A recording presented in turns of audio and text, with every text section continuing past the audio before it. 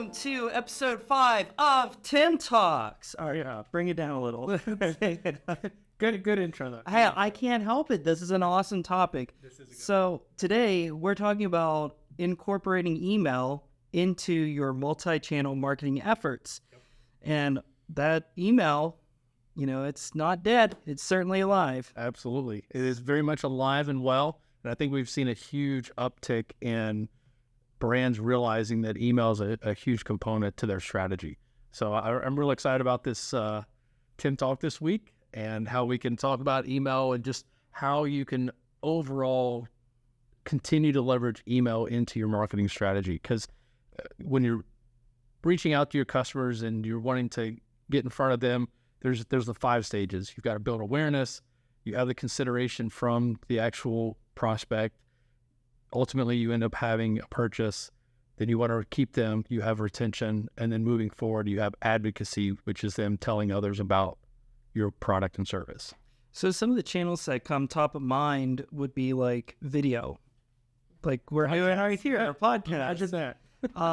And some of the ways we incorporate our different channels together would be through email marketing. So we do actually email out episodes whenever they do release on our monthly newsletter to get people caught up. So what other kind of examples would a marketer use email to support their other channels of marketing? Yeah, that's a great question. So you got to think when you're doing your social media campaigns, you can incorporate capturing an email at that point when you're putting out your TikTok or your Instagram, LinkedIn post, whatever that is, getting people engaged by having them give you an email address at that point.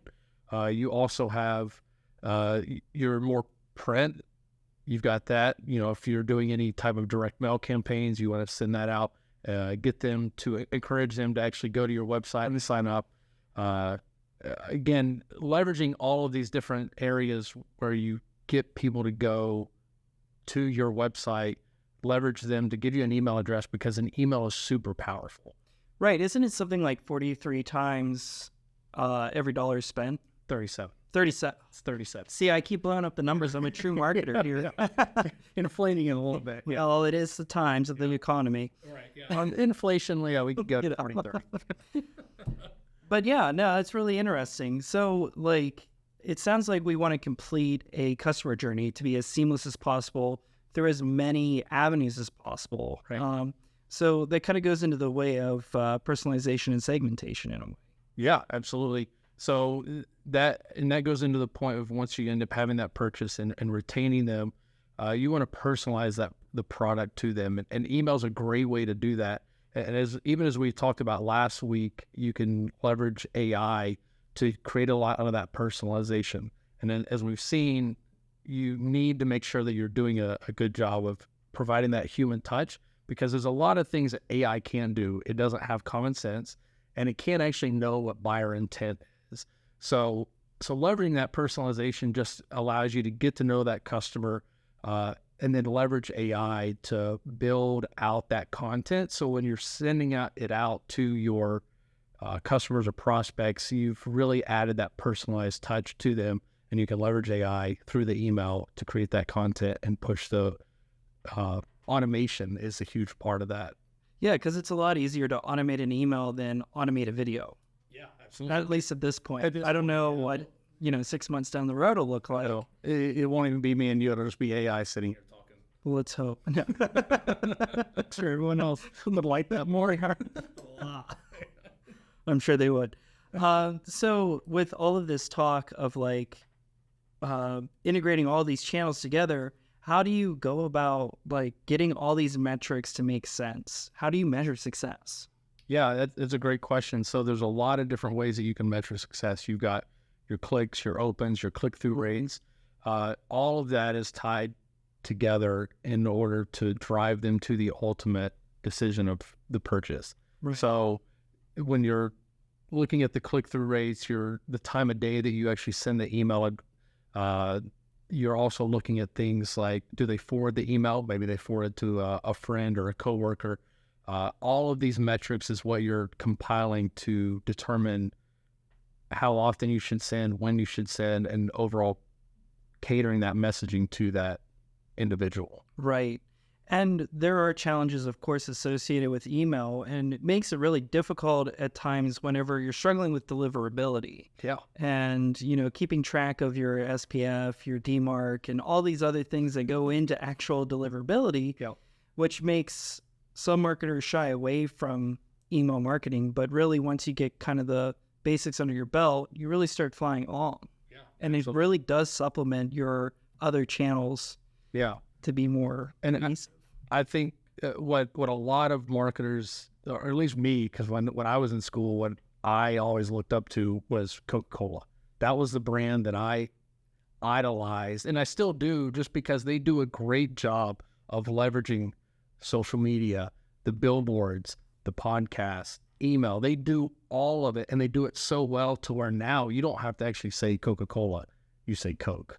Yeah. And everyone knows that what you're talking about. And you can even say polar bear, and people know what you're talking about at this point. It's just, they've done a really good job. So I think that's something that we all strive to in the marketing realm, to get to that point where you don't actually really talk about your product. You can flash some colors, flash a mascot, and people know exactly what it is. Yeah, I mean, Coke colors, that red just really pops. It does. I wonder where we got that from. So speaking of like all of these great things, we have a company from the past like Coca-Cola really capitalizing on their multi-channel methods of marketing. Yep. What What kind of future trends or innovations would a company like Coca-Cola be investing in?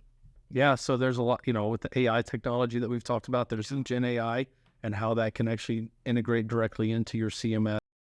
You can leverage that for your content creation, and you're able to actually leverage that in a way that allows it to be customized to your audience.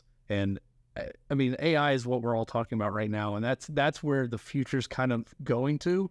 And when you tie that in with email, I mean, it's going to be a really powerful force that isn't going to be stopped. It's not. No, I mean, like, even I'm considering taking courses on generative AI to really brush up those skills, because I think Sam Altman there was a quote from Sam Altman where like 93% of marketing jobs are going to be enhanced by AI or completely replaced.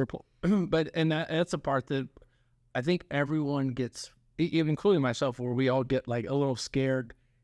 It's not going to go away. It's just going to change the direction of how we end up doing things.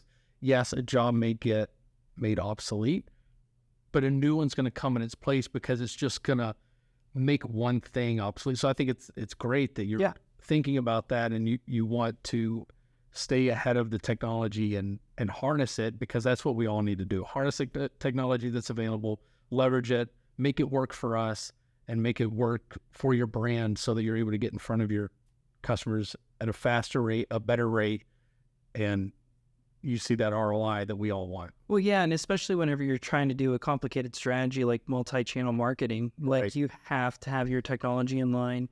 Everything has to work in precise timing. It's frustrating, but once you actually get everything running along, it's a well-oiled marketing ROI machine. Yeah, I mean, I would say even on the content side, like how, something you're always asking me questions. I'll ask you, like, how dependent or how much do you see the changes within AI and for our because we have a multi-channel marketing strategy. That's what we do.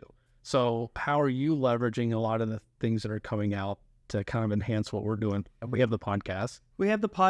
We have our email outreach. Part of what I use AI for is ideation. How can I make one cohesive story from point A to point B to meet all potential clients wherever they are in media, essentially. Right. And without that kind of help, I'm laser focused in on one channel versus saying, okay, how does this connect into the larger piece? Yep. And how do I differentiate each channel so that way I am leveraging that platform to its highest capabilities? Yeah. And, you get too close to something and you just like, your heart goes like, yeah.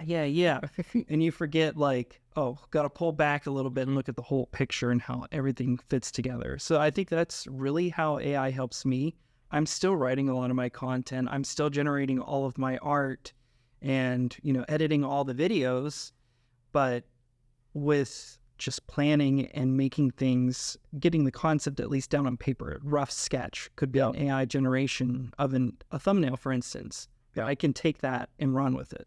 And then you can leverage that across the different platforms. Maybe one cohesive look across everything, which is something I work really hard to do. Do I always pull it off? Not always. Yeah. But it was a work in progress. Yeah. Always trying to improve. And that's kind of the main point of everything with email marketing, is just learn to slow down and look at the stats and just figure things out. Yeah. And I think that's a great point about what email marketing can do, is it is able to ultimately tie all of these different channels together. Yeah. So you can drive people either to another area, or you can bring them in from another area, and you've got a great source of, like, not truth, it could be truth, but you've just got a great source starting point where people can launch from consistently. It's a ubiquitous hub. That's what I was I condensed that all down to and pulled a chat GPT in real time. But yeah, that's exact. Everybody has an email address. Everybody gets bill notifications through email, everything. Yep. Email is central. Well, I think that does it for this episode of Tim Talks. Thanks for joining us today. I'm Travis. I'm Tim. Click like, subscribe, and also comment. Thank you. Well, they should share too. Oh, definitely share. Absolutely. Rookie. Mistake. Come on. It's only the 5th episode. Yeah, right? Well, see y'all next time. See ya.